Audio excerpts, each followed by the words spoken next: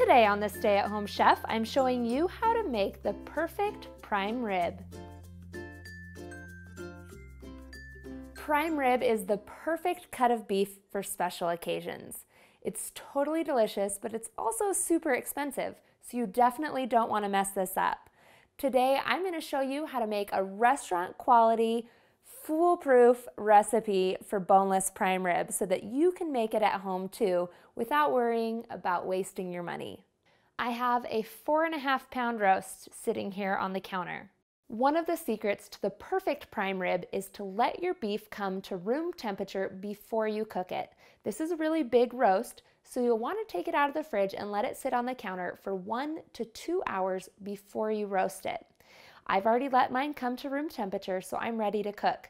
So preheat your oven to 500 degrees, or as high as it'll go if it doesn't go to 500, and let's make our flavorings to go on the outside of this beef. I have half a cup of prepared horseradish here in my bowl, and I'm going to add to that 10 cloves of crushed garlic, a tablespoon of salt, 1 tablespoon of black pepper, about 2 tablespoons of olive oil, and then stir this all together. Horseradish and garlic are a classic pairing with prime rib. You really can't go wrong with this flavor combination.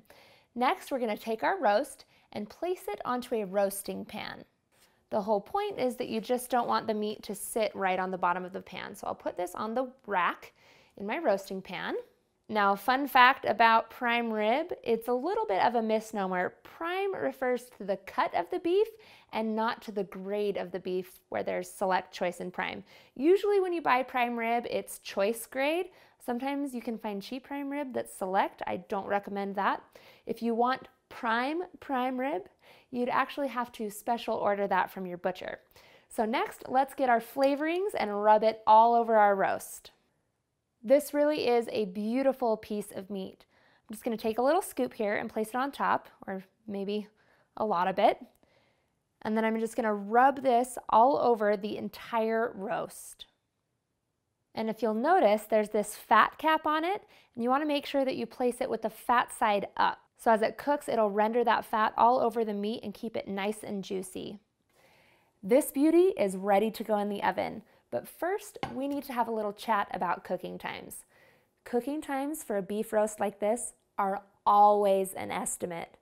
It depends on a variety of factors like the accuracy of your oven, how much your roast weighs, the shape of your roast, whether it's thin or a big fat roast. It's too many factors. The only way to ensure 100% accuracy is to use a meat thermometer. This roast is worth investing in a meat thermometer. I promise you'll use it all the time and it's totally worth it. Go ahead and place your roast into a 500-degree oven.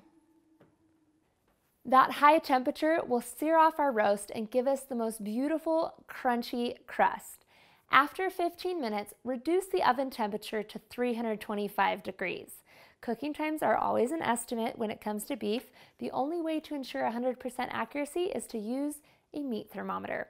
But today we're going to use our estimation of 15 minutes per pound to determine when we're going to start checking the temperature of our meat. So at a 4.5 pound roast, that's about an hour. So after an hour, I'm going to start checking the temperature and pull it out once it reaches an internal temperature of 120 degrees. You just get in here and stick the thermometer right in the middle and check the temperature. And look at that, it's a perfect 120 degrees. Let it sit for at least 20 minutes before slicing and serving. The temperature will continue to rise as it sits and rests by another 10 degrees, bringing it up to 130 degrees, which is a perfect medium rare. You don't want to go over on this cut of beef. For those who are picky, there will be well done on the ends, and as you get towards the center, it'll be a perfect melt in your mouth medium rare. Thanks for watching. You can find the full written recipe in the video description. Be sure to subscribe and check out the rest of my channel where you can find hundreds of restaurant quality recipes you can easily make at home. See you later.